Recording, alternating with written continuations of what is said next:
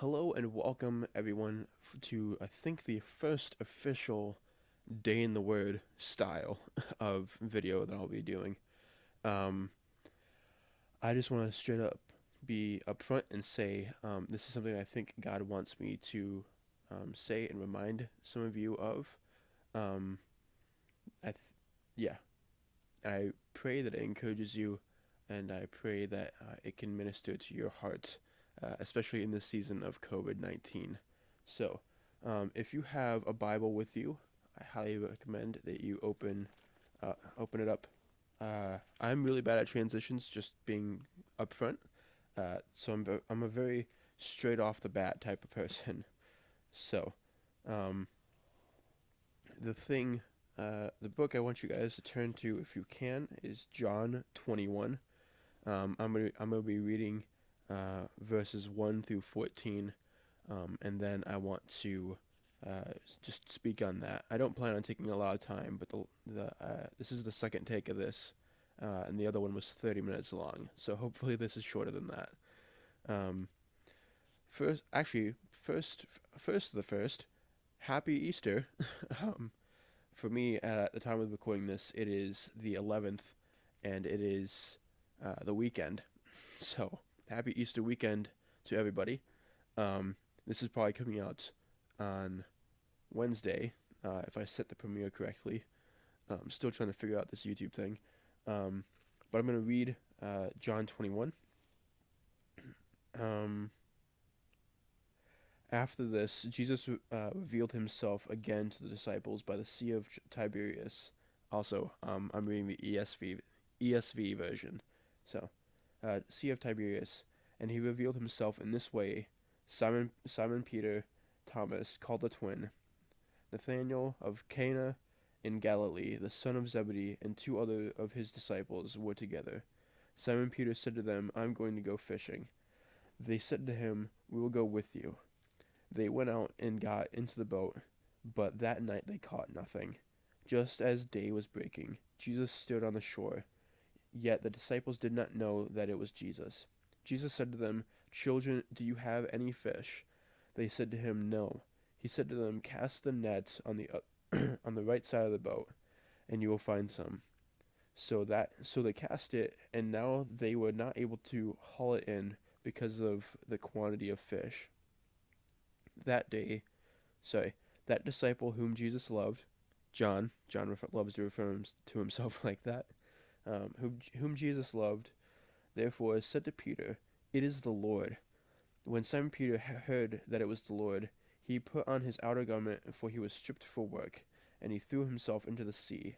The other disciples came in the boat, dragging the net full of fish, for they were not far from the land, but about 100 yards off. Verse 9 continues, saying, when they got on land, they saw a charcoal fire in place, with fish laid out on it, and bread. Jesus said to them, "Bring some of the fish that you have just caught." So Simon Peter went aboard and hauled the net ashore, full of large fish, 153 of them. And although there were so many, the net was not torn. Jesus said to them, "Come and have breakfast." Now none of the disciples dared ask him, "Who are you?" They knew it was the Lord. Jesus came and took the bread and gave it to them, as so with the fish. This was how the third this was now the third time that Jesus was revealed to the disciples after he was raised from the dead. Now, the thing I just want to say on this is this: I heard about what I'm basically about to say, but was reminded of. Um, Pastor Judah of Church Home. Again, check out. Not again. This is the first time I'm saying this. Um, Check out their YouTube channel, Church Home. Pastor Judah delivered an awesome message on this passage, um, and I'm going to get into that a little bit more. Um, I do want to point out. This is going to be basically the main point of what I'm going to be talking about. Is Jesus said to them, "Come and have breakfast." Um, uh, None of the disciples dared ask him, "Who are you?" They just knew it was the Lord. And so Jesus gave them bread and some fish and chips. Um, and the passage in that section, um, the whole time they were eating breakfast, because verse 15 says, when they had finished breakfast, Jesus said to Simon Peter, and then it continues to the next ugh, words, English, to the next section. Um, but for the whole time they were having breakfast, they didn't say anything. And now, the reason this passage really spoke to me was because um, I'm very analytical. I analyze things a lot. I mill over things, and for any of you that know me personally, you know that I can kind of get wrapped up in my own head. And that's something that happens more often than not. God's working on me on that, nonetheless. Um, and so there have been days. This passage really spoke to me, especially during because it was given during a season where I was very confused as to what does God want me to do. And there were some days I come home from work. I, for those of you that don't know, I'm a mechanical designer at a. I'm not giving that information out on the internet. I'm a mechanical designer, nonetheless, and I sit in a cubicle all day, and I have ADHD, so that means um, I love to move. It's attention deficit hyperactive disorder, and the hyperactive tends to be a little bit more annoying the more times, the longer I just stay seated. Um, so there are days when I just have to stand up from my desk and walk around the shop area or go outside and walk the little track thing that's out there. It's like a little grass path that's mowed for us, so we can just walk around. Um, and Sometimes when I come home, I feel confined and constrained, and I just sit there and I feel frustrated and angry, and I don't want to talk to anybody. I just want to sit still, and it's honestly, to be quite transparent, it sucks. I absolutely hate that feeling, and I hate coming home feeling like that. Um, and so there was a season where I was just really struggling with um, coming home and being basically like, Jesus, do you want me to pray to you right now? Because if you want me to pray, I don't know what the words to say. I don't have the words to say right now, and I don't know what to talk about. I want to pray for others, but also I'm going through a lot, but I don't know. And then I would think of like, okay, maybe I'll do worship, but I don't know if that's something I should do right now. I don't know if I should sit in silence. I don't know what I should be doing, and yada yada yada, and it would just mill over. And I was at work one day and heard Pastor Judah give this message on this passage, and the main point of that message was it's okay to just be with Jesus. Um, it says in verse, give me 1 second. Yes, I have a receipt as one of my bookmarkers because I was lazy and I didn't want to grab a piece of paper. It says in verse 12, Jesus said to them, come and have breakfast. That's it. He gave them fish and bread, and they just had breakfast. They didn't. It doesn't say, like I said earlier. Um, they didn't say anything during that time. The the disciples were just content. The seven of them, because yeah, it's the passage is titled Jesus appears to seven disciples. Um, they were just content being in the presence of Jesus, just being there. They knew it was Jesus, and they didn't want to say anything. They just sat and had breakfast with him, and that's okay. Um, there are some days where I'm like, Lord, I don't know what to do right now, so I'm just gonna sit here in silence.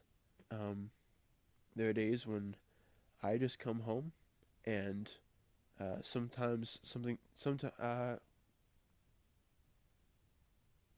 sorry, my brain doubled over in processing. A couple days ago, I've been trying to trying to figure out how to do this YouTube thing, how to do music, how to um, get all this to work, the mics, the audio interface, and all the things that I'm using right now. Trying to get a good camera for this or anything, and I was just reminded of this passage as I was just honestly, I was just flipping through, and I'm like, I'm gonna go to John. Um, and just was skimming through John, and I'm like, I don't feel like that's it.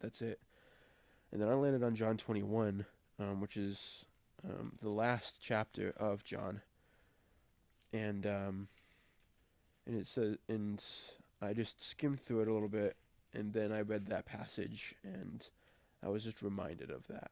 So instead of um, being confused and conflicted and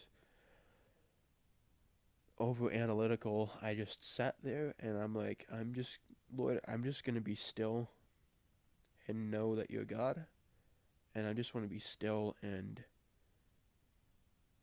I'm not here to ask for anything, Lord. I'm just here. I just want to be with you, and that is one of my favorite things to do. Actually, and I think it's in Second Kings. I couldn't find it right now if I tried. Um, First is Second Kings. I think it's Second Kings. Um, I just had it. It's about Elijah. Elijah. Yeah.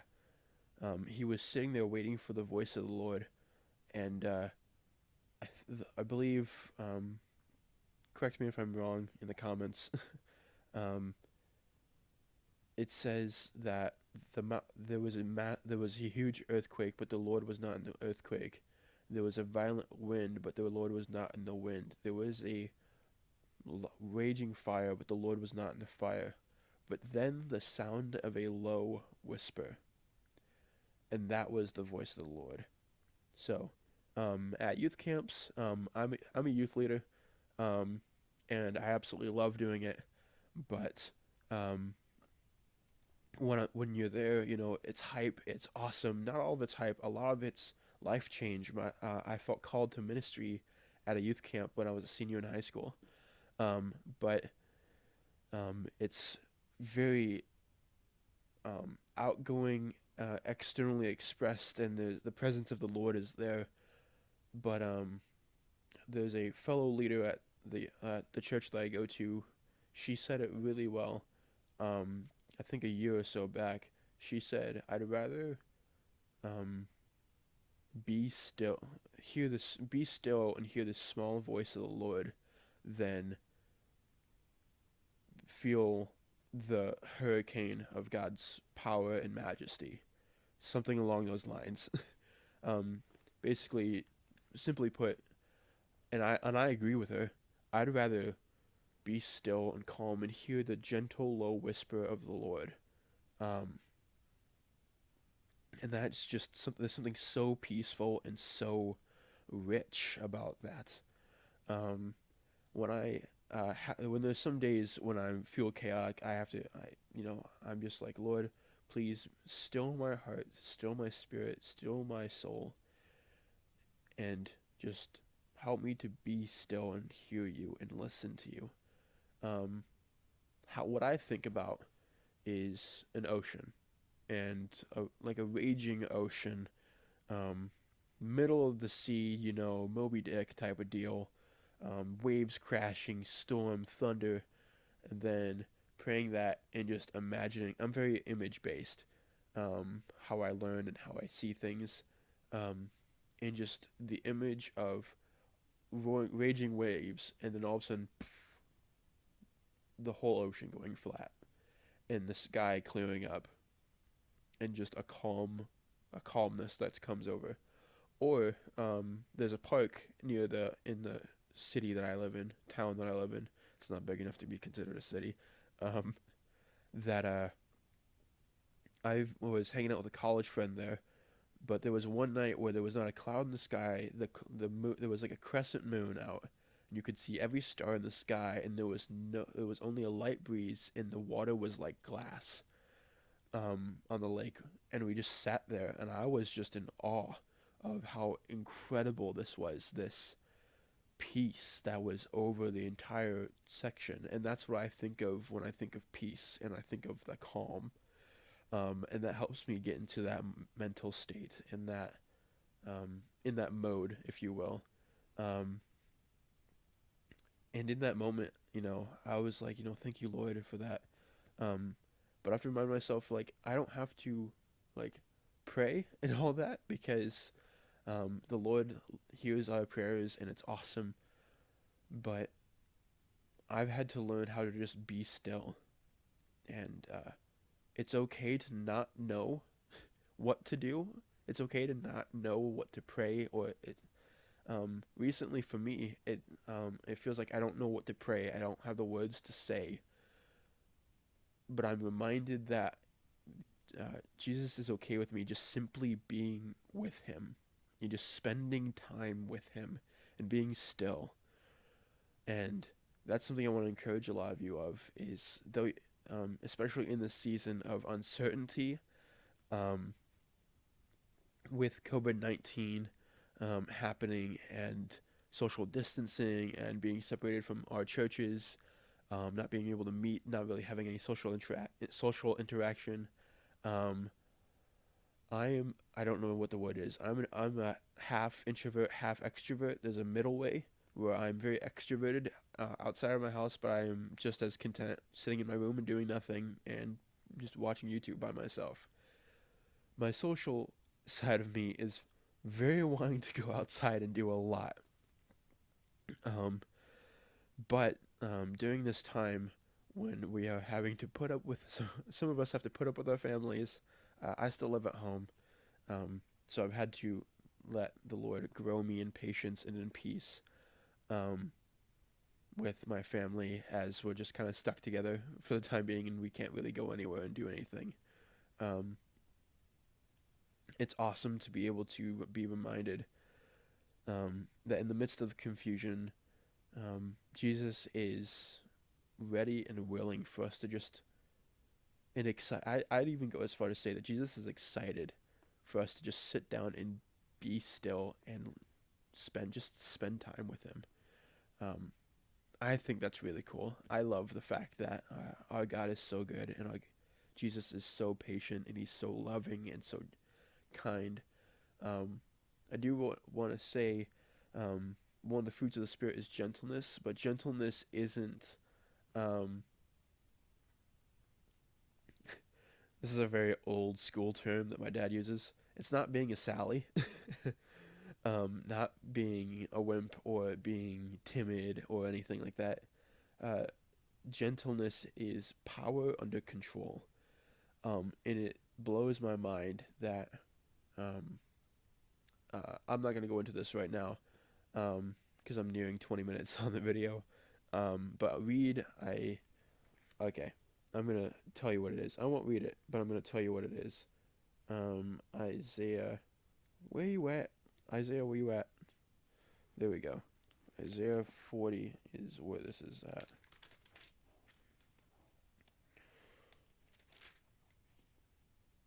Yeah, I'll read it anyways. Isaiah 40. Um, this is the same God that Jesus is, because Jesus is fully God and fully man. Um, so Isaiah 40, 12 through 15 and 17. Who has measured the waters in the hollow of his hands and marked off the heavens with a span, and closed the dust of the earth in a measure, and weighed the mountains in scales and the hills in a balance? Who has measured the Spirit of the Lord, or what man shows him his counsel?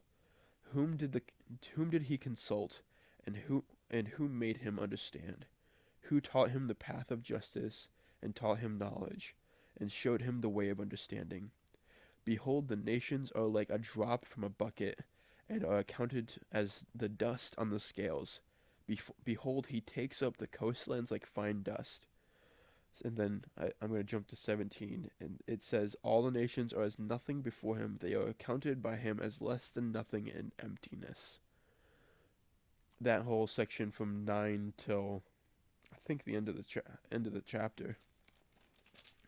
Yeah, to the end of the chapter is called the greatness of God. Um, Jesus um, has that power, still has that power to move mountains, make uh, dry bones live, to part the Red Sea, to do all this. He This is a wild concept. Jesus knew the name of every person that was there while he was being crucified and every person in history and that was going to exist.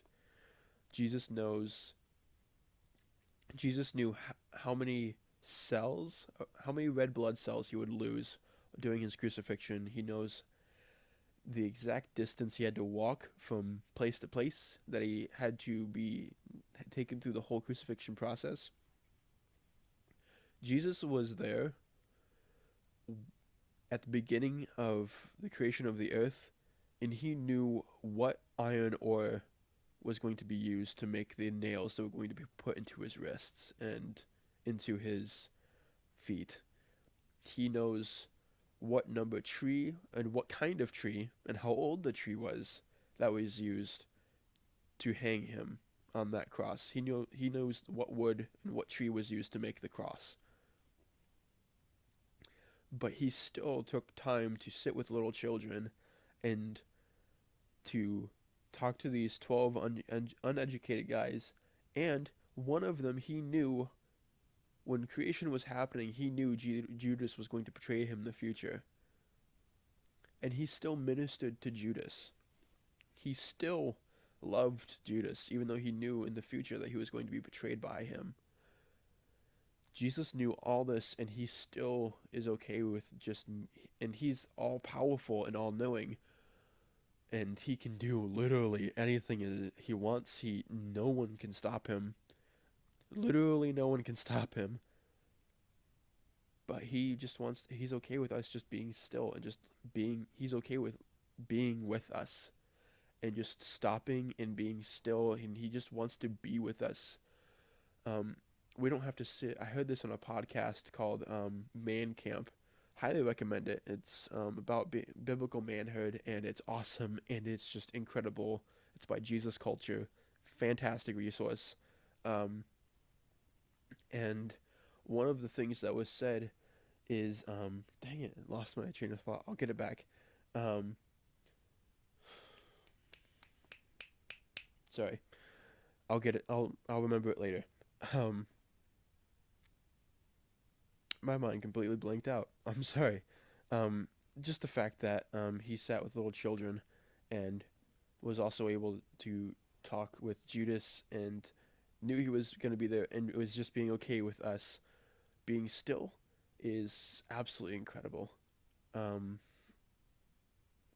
so that's the encouraging word I want to be able to give you guys.